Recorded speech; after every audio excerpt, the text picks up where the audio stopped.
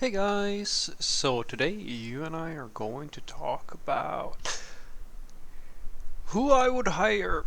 So let's get into it. So the question in question was, hi Frederick, who would you hire and why? A person with a decade of experience at one of the FANG companies, or someone with a 10-year tenure at the less renowned company?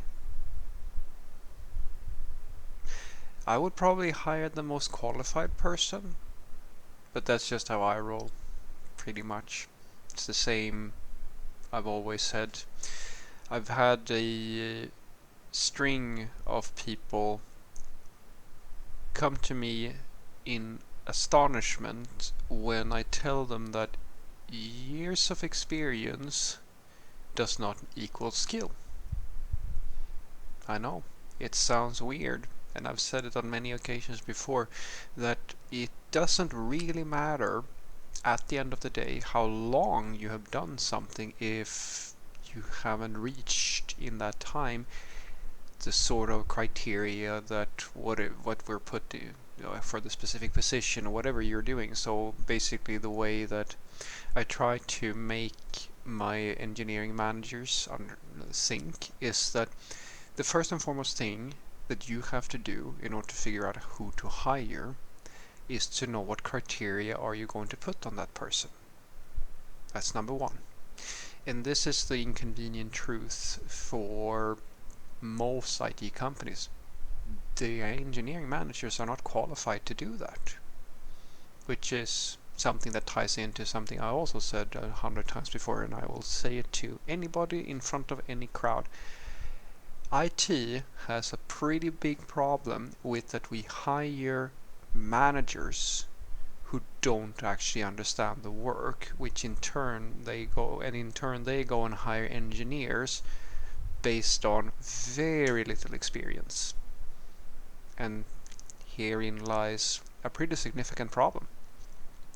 Because when you are hiring software developers, well, in order for you to know if they're good or bad at what they do, you have to have at least some idea of what to look for. Now, I know exactly what to look for. But as you can imagine, it's a little bit tricky for an engineering manager who is probably not a software developer in, like, their foundation isn't in software development. Well, it's going to be tricky for them to ask the right questions in the interview and to construct the right criteria for the role and things like that. And so that's why I suggest to all engineering managers everywhere that sort of just understand that you are probably not qualified to do this and request some help from, ideally, an engineer that you trust, that has the right mindset or something like that, a person that seems to be qualified, and not just in terms of technical skills, in social aspects as well. Because as you can imagine, when you hire an individual for a software team, it's not only down to the technical aspects, it's also about, do they have the right culture fit for this team? And that brings us back again. What are your criteria? So let's take an example. I had an interview the other week actually, where a person or one of the engineering managers reached out to me and said, I need a front-end developer, and here's a candidate that we're going to interview. Now, I got literally just a statement. This is supposed to be a front-end developer. That's it, that's all I have to go on. Okay. That is a little bit weird if you ask me, because if you don't know what frameworks they're going to use or what team they're going to join or anything else than that, well, then all you really have to go on is, do they know anything about frontend? Now, in this scenario, I was a little bit lucky, because when I started interviewing the person, they go into, like when we're doing our introductions, they go into a presentation about themselves. They worked for 23 years, etc., etc., etc. And after going through all of that, I asked some, I would say, fairly basic questions related to front end, a little bit about HTML, a little bit about CSS and things like that. And they completely bomb on everything. Like literally they don't know the first thing about anything. Now, when I communicate that later to the engineering manager, they're surprised because of this thing that we're talking about. Oh, you had 23, they had 23 years. Well, the saddest part is that they were actually already working for a fairly large, prestigious company. Not one of the fan companies, but they were. And so I said to the manager very simply that, well, it's very clear to me that this person has no real knowledge of front-end development, at least in terms of what is relevant today. And if they have been doing front-end work, it is highly likely that they've been doing so in a fairly low-level capacity. Now, I can't tell you whether or not they have been primarily doing front-end or not based on my little interview, because I got literally 30 minutes to figure this out. Luckily, it was pretty straightforward in this situation.